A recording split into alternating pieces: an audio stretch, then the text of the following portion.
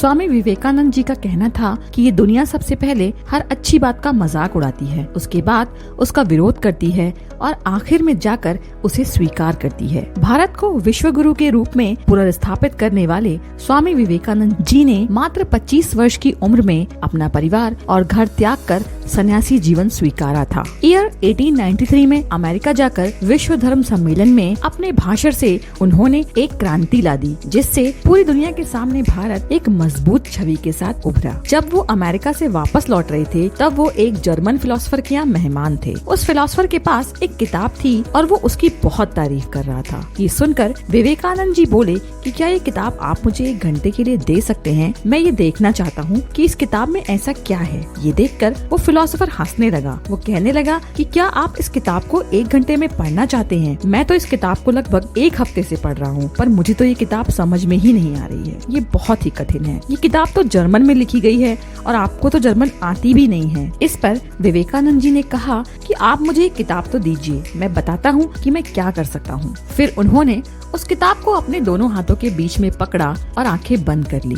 थोड़ी देर बाद विवेकानंद जी ने कहा कि इस किताब में तो मुझे कुछ भी खास नहीं लगा। वो फिलोसोफर सरप्राइज्ड रह गया और उसे लगा कि विवेकानंद जी को खुद पर घमंड हो गया है। उसने कहा कि आपने इस किताब को खोला तक नहीं, तो आप कैसे इसके ऊपर कमेंट कर सकते हैं, और आपको तो ये भाषा भी नहीं आती। इस पर विवेकानंद जी बोले, ठीक है, आप इस किताब के बारे में मुझसे कुछ भी पूछ लीजिए, मैं आपको बताऊंगा। उस फिलोसोफर ने पूछा कि पेज 633 पर क्या लिखा है। विवेकानंद जी ने उस पेज का वर्ड टू वर्ड उसे बता दिया। वो फिलोसोफर सवाल करता रहा, पेज नंबर पूछता रहा और स्वामी जी ने उसे सब कुछ सही बताया, जिससे वो चकित रह गया। स्वामी विवेकानंद जी की प्रतिभा अद्भुत थी, इसमें कोई भी शक नहीं है। उन्होंने कई इंसाइक्लोपीडिया याद कर लिए थे। उनका किसी भी किताब को सिर्फ एक बार पढ़ना एक गहन अध्ययन के समान था। एक बार विवेकानंद जी देश भ्रमण के लिए निकले थे। उनके साथ उनके एक गुरु भाई भी थे। इस दौरान जहाँ पर भी अच्छी किताबें और ग्रंथ मिलते थे, वे उन्हें पढ़ना पसंद करते थे। किसी भी नई जगह जाने के बाद उनकी पहली तलाश लाइब्रेरी की होती थी। एक बार एक लाइब्रेरी ने उन्हें काफी अट्रैक्ट किया, इसलिए उन्होंने कुछ दिन तक वहीं रुकने का फैसला किया। उनके गुरु भाई उनके लिए इंग्लिश और संस्कृत की नई नई किताबें लाकर देते थे और विवेकानंद जी उन किताबों को पढ़कर अगले ही दिन उन्हें वापस भी कर देते थे। रोज रोज नई किताबें लाना और उसे अगले दिन ही वापस कर देना, यह देखकर लाइब्रेरियन काफी हैरान और परेशान सा हो गया था। उसने स्वामी जी के गुरु भाई से कहा कि आप इतनी सारी नई नई किताबें क्या सिर्फ देखने के लिए ही ले जाते हैं? अगर आप इन्हें केवल देखना ही चाहते हैं तो मैं यहीं आपको सभी किताबें दिखा देता हूँ।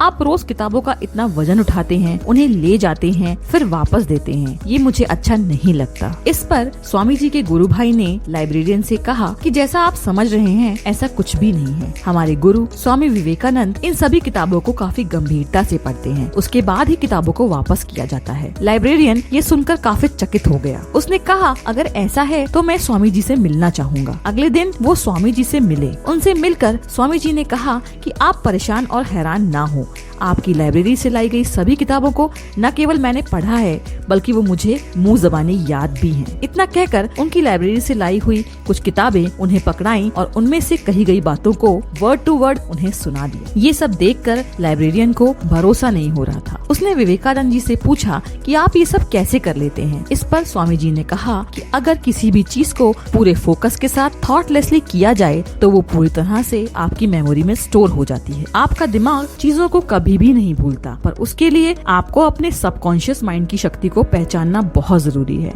और शक्ति अभ्यास और ध्यान से बढ़ती है। स्वामी विवेकानंद का कहना था कि एकाग्रता समस्त ज्ञान का सार है, उसके बिना कुछ भी नहीं किया जा सकता। साधारण मनुष्य अपनी विचार शक्ति का 90% अंश व्यर्थ ही नष्ट कर देता है और इसलिए वो निरंतर भारी भूलें करता रहता है। प्रशिक्षित मनुष्य और मन कभी कोई भूल नहीं करता। स्वामी जी का कहना था कि जितना बड़ा संघर्ष होगा, जीत उतनी ही शानदार होगी। ईयर 1901 में स्वामी विवेकानंद जी शारीरिक रूप से काफी अस्वस्थ थे और वेस्ट बंगाल के बेलूर मठ में रह रहे थे। उस समय हाल ही में प्रकाशित इंसाइक्लोपीडिया ब्रिटानिका के 12 सेक्शंस का एक नया सेट मठ की लाइब्रेरी के लिए खरीदा गया था। एक दिन स्वामी जी के शिष्य शरद चंद्र उनसे मिलने उनके कमरे में आए। वहाँ उस इंसाइक्लोपीडिया के सेक्शंस को देखकर उन्होंने कहा, सिर्फ एक जीवन काल में इतने संस्करणों को पढ़ना वास्तव में बहुत कठिन है। लेकिन वो इस बात से अनजान थे कि स्वामी जी ने उस अवस्था में भी 10 सेक्शंस को कंप्लीट कर लिया था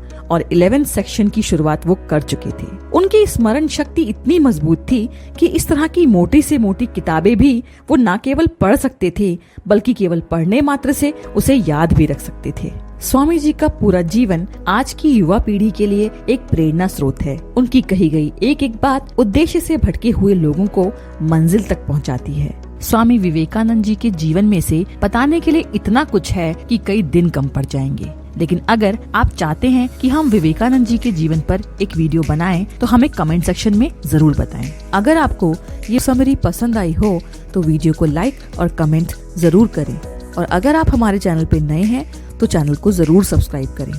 थैंक्स फॉर वॉचिंग।